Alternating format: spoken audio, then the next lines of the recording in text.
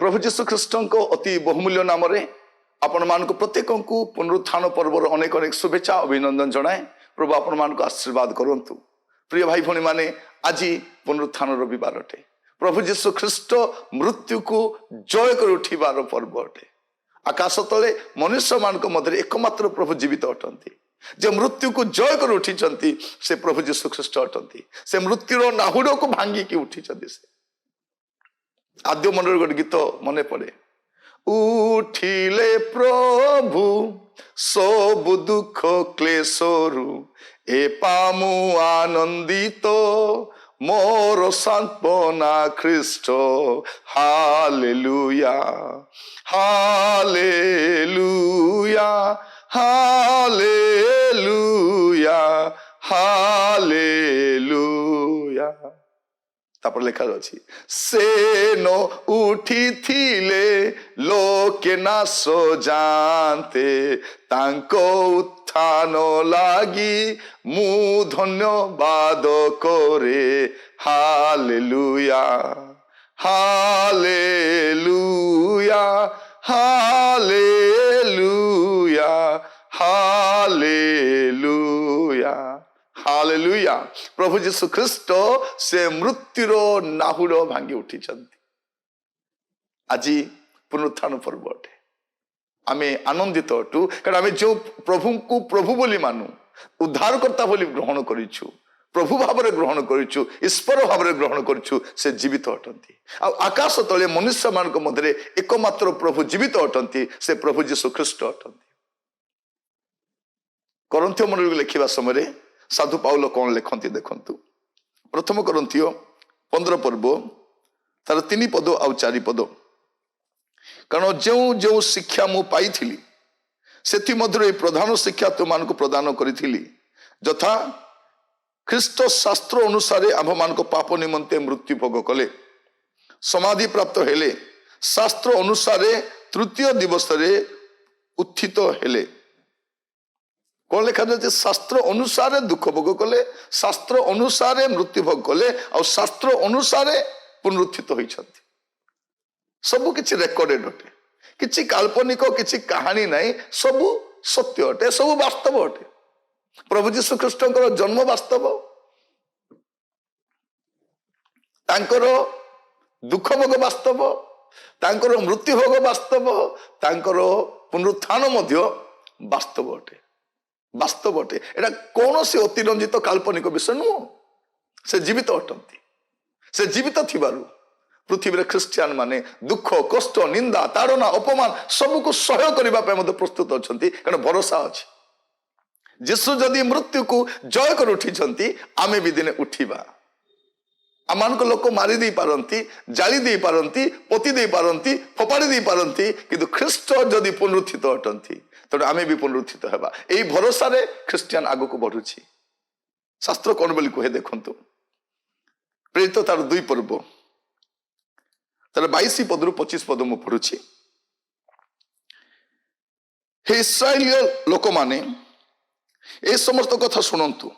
नाजरित यीशु नाना शक्तिर कार्य अद्भुत कर्म लक्षण द्वारा आपण मानक निकटरे ईश्वरंकर प्रेरित व्यक्ति बोली प्रमाणित होई अछंती।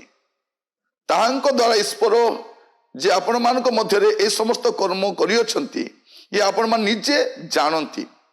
से व्यक्ति ईश्वर को निरूपित संकल्प और पूर्वज्ञ अनुसार समर्पित हुवंते, आपण माने ताहांको अधार्मिक मान द्वारा କୃଷାରୋପଣ କରି ବଧ କରିଥିଲେ, କିନ୍ତୁ ଈଶ୍ୱର ମୃତ୍ୟୁର ବନ୍ଧନ ମୁକ୍ତ କରି ତାଙ୍କୁ ଉଠାଇ ଅଛନ୍ତି, କାରଣ ସେ ଯେ ମୃତ୍ୟୁ ଦ୍ୱାରା ଆବଦ୍ଧ ହୋଇ ରହିବେ ତାହା ଅସମ୍ଭବ, ତାହା ଅସମ୍ଭବ। ଦାଉଦ ତ ତାଙ୍କ ବିଷୟରେ କହନ୍ତି, ମୁଁ ସର୍ବଦା ମୋର ସମ୍ମୁଖରେ ପ୍ରଭୁଙ୍କୁ ଦର୍ଶନ କରୁଥିଲି, କାରଣ ମୁଁ ଯେପରି ବିଚଳିତ ନ ହୁଏ ଏଥିପାଇଁ ସେ ମୋହର ଦକ୍ଷିଣ ପାର୍ଶ୍ୱରେ ଅଛନ୍ତି। ପ୍ରଭୁ ଯୀଶୁ ଖ୍ରୀଷ୍ଟ 2000 ବର୍ଷ ପୂର୍ବେ ଆସିଲେ, ଆଶ୍ଚର୍ଯ୍ୟକର୍ମ ସାଧନ କଲେ, ସମୟ ଅନୁସାରେ ଶାସ୍ତ୍ର ଅନୁସାରେ ଦୁଃଖ ଭୋଗ କଲେ, ମୃତ୍ୟୁ ଭୋଗ କଲେ, ପୁନରୁତ୍ଥିତ ହେଲେ, କାରଣ ସେ ଯେ ମୃତ୍ୟୁ ଦ୍ୱାରା ଆବଦ୍ଧ ହୋଇ ରହିବେ ଏହା ଅସମ୍ଭବ, ଇମ୍ପସିବଲ, ଇମ୍ପସିବଲ।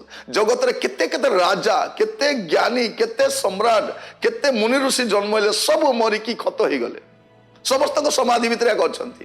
ଅନେକ ତ ଜନ୍ମ ହେଇନାହାନ୍ତି, କାହାଣୀରେ ଜନ୍ମ ହେଇ କାହାଣୀରେ ମରିଗଲେ, କିନ୍ତୁ ପ୍ରଭୁ ଯୀଶୁ ବାସ୍ତବ ଅଟନ୍ତି, ବାସ୍ତବ ଅଟନ୍ତି। ତେଣୁ ପ୍ରିୟ ଭାଇ ଭଉଣୀ ମାନେ, ଏତେ ଦୁଃଖ, ଏତେ ନିନ୍ଦା, ଏତେ ତାଡ଼ନା, ଏତେ ନିର୍ଯାତନାରେ ମଧ୍ୟ ଖ୍ରୀଷ୍ଟିଆନ ମାନେ ଆହୁରି ସୁଦୃଢ଼ ହଉଛନ୍ତି, ବଳିଷ୍ଠ ହଉଛନ୍ତି। କାହିଁକି? ଯୀଶୁ ଉଠିଛନ୍ତି।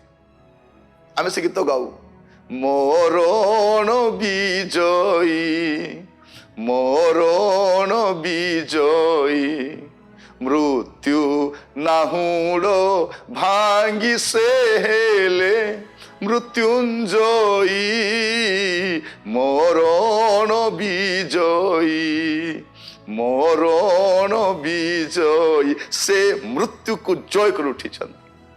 ପ୍ରିୟ ଭାଇ ଭଉଣୀ ମାନେ, ତେଣୁ ଆମର ବିଶ୍ୱାସ ମଧ୍ୟ ସଜୀବ ଅଟେ।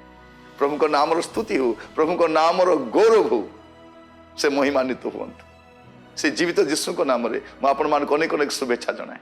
ଦୁଃଖ ଆସୁ, କଷ୍ଟ ଆସୁ, ନିନ୍ଦା ଆସୁ, ତାଡ଼ନା ଆସୁ, ସେ ଜୀବିତ ଅଛନ୍ତି, ସେ ଆପଣଙ୍କ ସହିତ ଅଛନ୍ତି, ସେ ପିତାଙ୍କ ଦକ୍ଷିଣ ପାର୍ଶ୍ୱରେ ଉପବିଷ୍ଟ ହୋଇଛନ୍ତି, ଆପଣଙ୍କ ପାଇଁ ମୋ ପାଇଁ ପ୍ରାର୍ଥନା କରୁଛନ୍ତି। ଆଉ ସେଇଠୁ ସେ ପୁନରାଗମନ କରିବେ ଆମକୁ ନେଇଯିବା ପାଇଁ।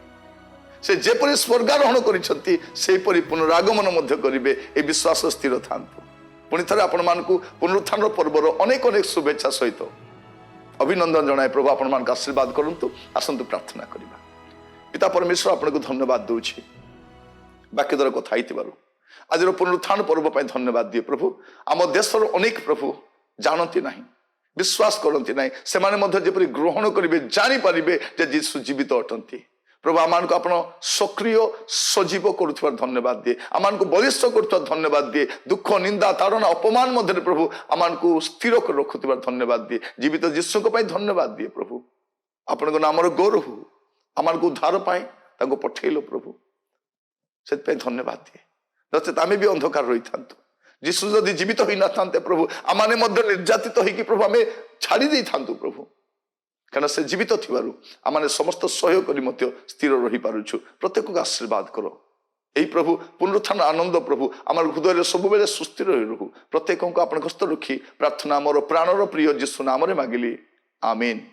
ପ୍ରଭୁ ଆପଣମାନଙ୍କୁ ପ୍ରତ୍ୟେକଙ୍କୁ ବାହୁଲ୍ୟ ରୂପେ ଆଶୀର୍ବାଦ କରନ୍ତୁ। ପୁଣି ଥରେ ପୁନରୁତ୍ଥାନ ପର୍ବର ଅନେକ ଅନେକ ଶୁଭେଚ୍ଛା ଜଣାଇ ନମସ୍କାର ଜଣାଇ ରହୁଛି। ଆସନ୍ତା ଅଧ୍ୟାୟରେ ପୁଣି ଥରେ ସାକ୍ଷାତ କରିବା। ସେତେବେଳେ ପର୍ଯ୍ୟନ୍ତ ପ୍ରଭୁରେ ସ୍ଥିର ରୁହନ୍ତୁ। ଧନ୍ୟବାଦ।